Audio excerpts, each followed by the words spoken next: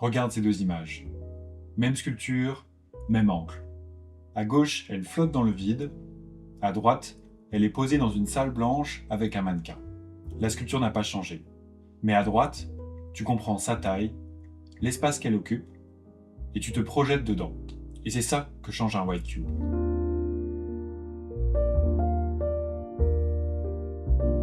Dans la précédente vidéo, on a parlé du blocking. Poser des formes simples pour valider l'intention. Mais un blocking dans le vide, ça ne fonctionne pas. Il lui faut un espace de référence. Et c'est l'étape qu'on va voir aujourd'hui, construire un white cube dans Blender. Un espace de galerie standard, neutre, aux bonnes dimensions. Et une fois que tu l'as, tu n'as pas besoin de le refaire. C'est un template que tu peux réutiliser pour tes projets. D'ailleurs, si tu n'as pas le temps ou l'envie de le recréer, tu peux télécharger le fichier du projet avec le template de Prévise directement dans le lien en description.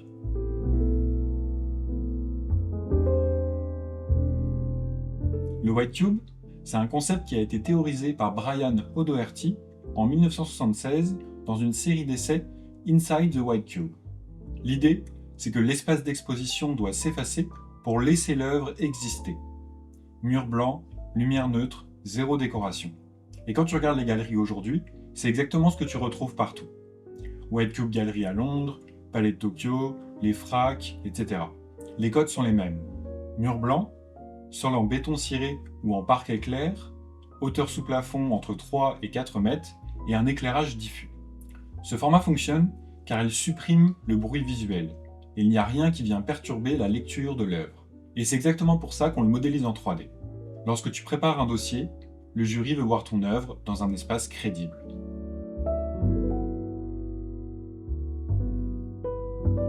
On passe maintenant dans Blender.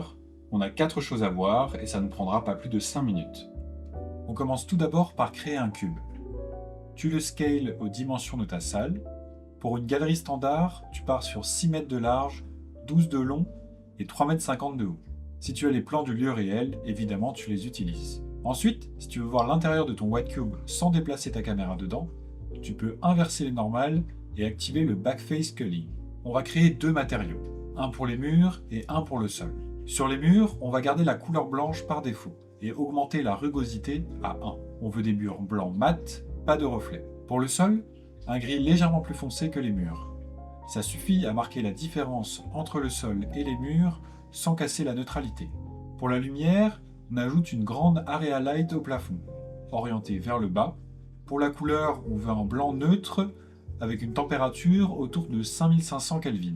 L'idée, c'est de simuler l'éclairage zénithal qu'on trouve dans les galeries.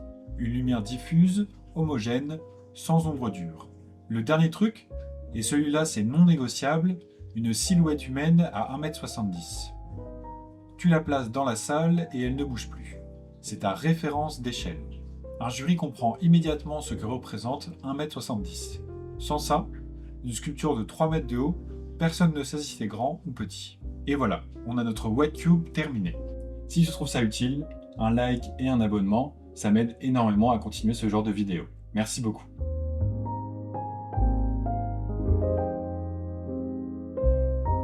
Maintenant, les erreurs à éviter. Un espace trop grand, par exemple, tu vas modéliser un espace de 20 par 30 mètres pour une sculpture qui fait seulement 1 mètre de haut. Si tu fais ça, l'œuvre disparaît.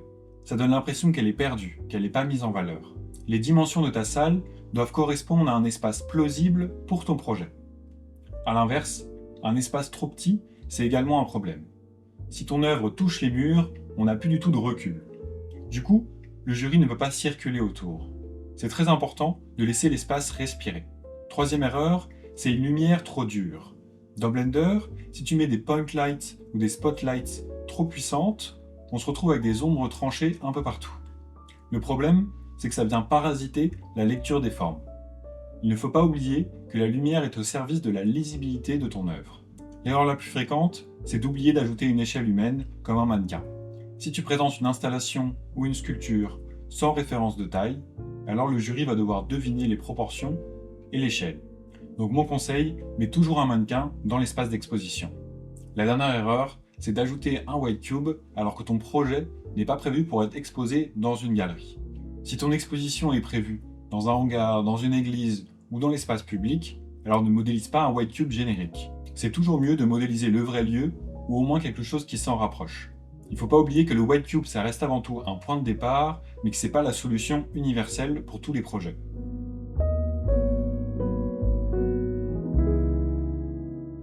Pour conclure, le white cube, c'est ton terrain de base. Un espace aux dimensions réelles, des matériaux neutres, une lumière diffuse et un mannequin pour l'échelle. Ça se construit en 5 minutes dans Blender et ça peut complètement changer la lisibilité de ton projet. Construis-le une seule fois, sauvegarde-le comme un template, tu le réutiliseras pour chacun de tes projets. Et si tu as la flemme de le réaliser toi-même, tu peux le télécharger dans les fichiers du projet qui sont en description. Si tu prépares un dossier, appel à projet, demande de financement, dossier de production, résidence, j'accompagne des artistes comme toi, on part de ton idée, tes croquis, tes intentions, et on les transforme en prévisualisation 3D, clé en main, prête à être intégrée dans ton dossier. Si tu as un projet en tête ou un dossier à construire, on peut en discuter 20 minutes, le lien est dans la description. Merci beaucoup d'avoir suivi cette vidéo, like, abonne-toi et à la semaine prochaine.